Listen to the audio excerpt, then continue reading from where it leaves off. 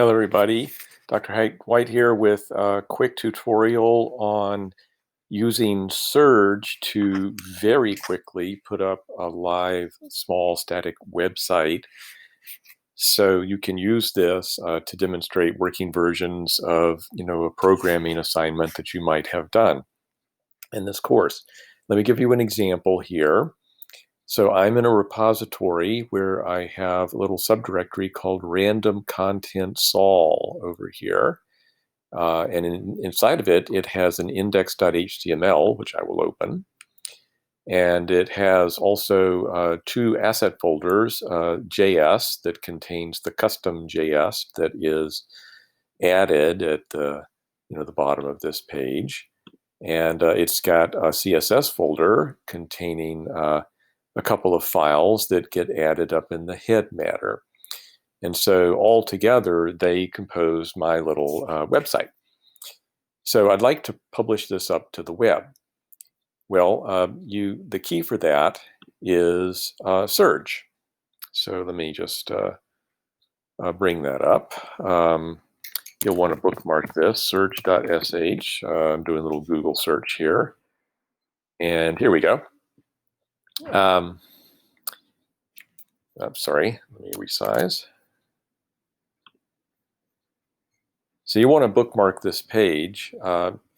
Surge is an excellent service that allows you to deploy something to the web in just one command line. You'll need to use your Node Package Manager to install Surge globally for yourself. So this command here is what you're going to want to run right now. I've already run that command, and so I've got Surge installed. I can tell that because if I say which Surge down in my terminal, it gives me a location on my computer. It's inside of an installation of a Node version that I've got there. I'm using an old version of Node. Yours is going to be newer. Surge is a Node app. So to use Surge in the most convenient way, we would like to configure things so that the domain name is set up for us. And so I created another folder inside of random content sol called CName, not a folder, a file inside of random content sol called CName. So you just make that file, save it into that directory, random content sol, or whatever your project directory is. And the one line on in this little text file is just going to be your domain name. So you choose a name, then a dot, and then Surge, and then .sh. And you want to try to use a name that probably nobody else who uses Surge has ever chosen before. So don't use this name because I've already got it. And then save that file in the project directory. Then what you'll want to do is change directories into that area. So let me see, where am I here? I am currently at the base of this repository. I need to cd into JS browser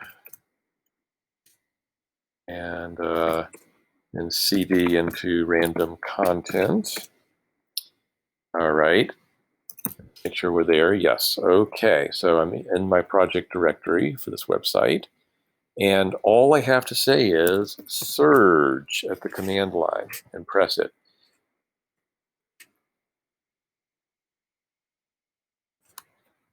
And it says, do you want to do that project? And yes, it's got it correctly located. And it finds the domain name in CName. And it says that it has succeeded. And so then you can just head up to the URL. Random-content-sol.surge.sh. It always needs to end in .surge.sh. And you get to the website that shows a working version of your solution. So the first time you use Surge, it's going to ask you a couple of setup questions, like might ask you for an email address. It's almost like you're registering, not really. I think it's just trying to preserve some indication of how many users it gets. So right now it's a very simple and free service, very convenient for these small static websites. So that's it for now. Uh, Make sure that when you write up an article about one of your programming assignments, that you include a link to a working version of your solution. Bye bye.